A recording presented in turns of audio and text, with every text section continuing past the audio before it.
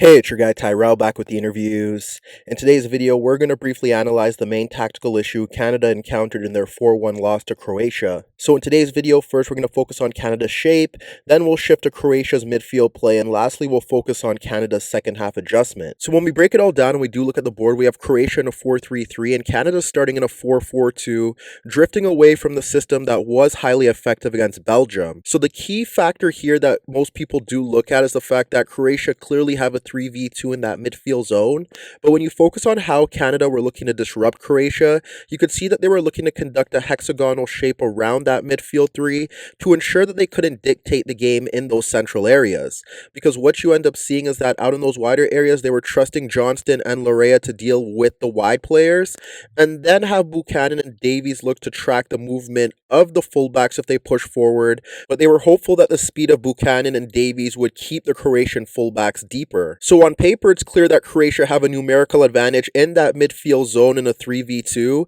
but Herdman put trust in his front two to share the responsibility of picking up Brozovic. So if you have Larin stepping towards one of the center backs, David would drop off on Brozovic to make it 3v3, and vice versa. If David pushed forward on Lovren, then you would have Larin dropping back on Brozovic. If that wasn't the case and Canada did look to retreat and maintain a compact 4-4-2, then they'd have both of the strikers sitting in between Brozovic, encourage the center backs to push forward, and then have Hutchinson and Eustachio tracking the movement of Modric and Kovacic. There were times you ended up seeing Modric in particular pushing forward beyond Eustachio and looking to occupy Miller and drag him out of position, but even in those situations, all you need is Eustachio to cover that area of the pitch, and if balls were played into that zone, he could shift across to deal with that threat. And while there were moments where Canada did a very good job of ensuring that Brozovic didn't have time and space on the ball, and Modric and Kovacic were closed out of the game, the biggest issue that Canada encountered was that they couldn't deal with the movement of that midfield three. In terms of the build-up, what you'd end up seeing was that it would be 3v2 against David and Larin.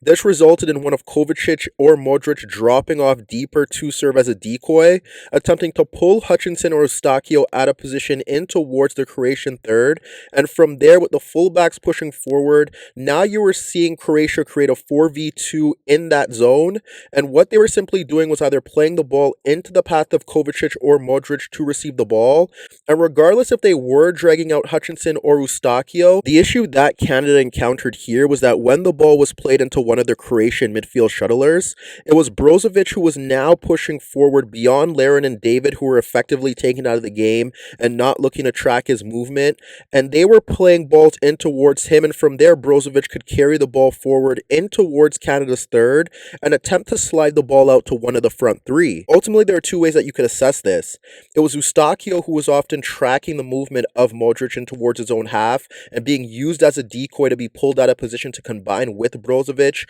or Kovacic if he dropped off in towards that midfield zone, because there were times where you witnessed Kovacic and Brozovic swap positions. And in that situation, again, the issue is simply the front two isn't tracking the movement of the deepest lying Croatian midfielder, and whether Eustachio does a job of tracking Modric in towards that zone, it's the fact that he's being pulled out of position, and then that space that he was initially occupying is being exploited due to the fact that the deepest lying Croatian midfielder isn't being tracked. Now, on the opposite hand, you could do what Hutchinson did, and he didn't track the movement of Kovacic on a consistent basis, and rather than looking to be pulled out as a decoy, he simply held his position in that midfield zone, allowed Kovacic to receive the ball if Croatia was capable of bypassing that front two, and from there the issue that Canada encountered was that Kovacic is simply a very good ball carrier and dribbler, and he simply evaded Hutchinson, or Hutchinson did a good job of ensuring that he couldn't break forward, and he forced Kovacic out towards Perisic. That was often a key route that Croatia tried to exploit down that left-hand side, Perisic against Johnston, and on several occasions Perisic was forced out towards the byline, and Johnston did a very good job in 1v1 situations, and he got some help from Buchanan, who at times tracked back to ensure that Perisic couldn't break forward beyond the fullback. The other issue that Canada encountered was that there were situations where both Brozovic and Kovacic dropped off near their back four to get on the ball, and from there they would use Modric as a decoy to drag away Hutchinson or Eustachio, and while Brozovic at that time would be picked up, it was Kovacic's runs from deeper positions that weren't being tracked, and what they simply did was that they were capable of using the space that Modric and Brozovic were creating by dragging away markers to play play the ball in towards Kovacic, and from there he'd be able to receive the ball either beyond the midfield duo or ahead of one of the midfielders, and then carry the ball in towards the final third to progress Croatia's attack. And then from a defensive aspect, Modric and Kovacic, in particular, when Davies looked to receive the ball in those narrow pockets of space in central areas, there were several situations where you witnessed the Croatian shuttlers getting across to close him down, apply pressure to Davies to make it uncomfortable for him, and in most of those situations, they did a very good job of winning possession to halt Canada's attack. Whereas the same could be said about Buchanan on a lesser degree, where there was one example in particular where the Croatian left back was taken out of the game, and it was Modric who tracked the movement of Buchanan down that right channel as he was looking to break in transition, and Modric did a very good job of ensuring that Buchanan couldn't break freely in towards the Croatian penalty area, and he ultimately forced the Canadian wide attacker back towards his own midfield zone, which effectively halted the Canadian transitional attack. Ultimately, Croatia's dominance in that opening half in the midfield zone forced Herdman to shift to a 3-5-2, and the goal there was to have the wingbacks pushing higher up the pitch to peg back the Croatian wide attacking players. Then he put Davies up front with David, so from there you could have them occupying the gaps between the fullbacks and the center backs, or simply occupying both center backs. And now you have 3v3 in that midfield zone. Hutchinson could sit deeper ahead of the back four, and then specifically it was Osorio looking to consistently make runs off the Croatian midfield shuttlers in towards gaps in the final third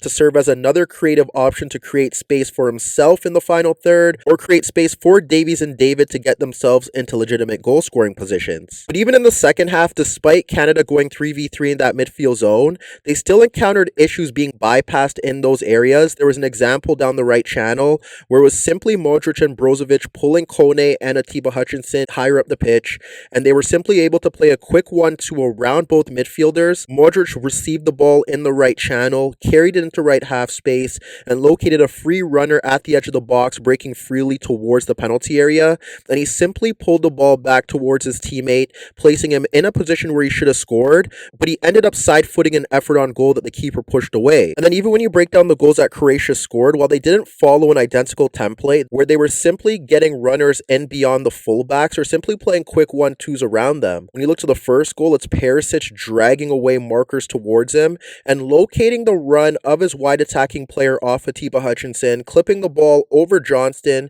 and placing his teammate in a legitimate goal scoring position where he's able to beat the keeper. Whereas when you look to the second goal, it's simply Davies and Larea being taken out of the game by the right back and the right attacking wide player, and from there he's capable of carrying the ball in towards the final third, and that resulted in Croatia's second goal. Ultimately, Croatia's third goal highlighted both issues that Canada encountered here. It was Modric sliding the ball across David into the path to Kovacic, and from there Kovacic could carry the ball ahead of Osorio and Kone. He simply looks to slide the ball across Kone from Brozovic, who instantly locates Perisic running off Hoylett and Johnston and clips a ball across those two players to place Perisic in a 1v1 against Hoylett. From there you have Perisic in a great 1v1 against a non-defender, and he's capable of carrying the ball across him to pick out his other attacking wide player, who could take a first touch across Miller in right half space and then fire his second touch beyond the keeper. So as you can see, this was a clear case of John Herdman getting their system and personnel wrong, thus resulting in Croatia comfortably playing through a Canadian press that was effective against Belgium on several occasions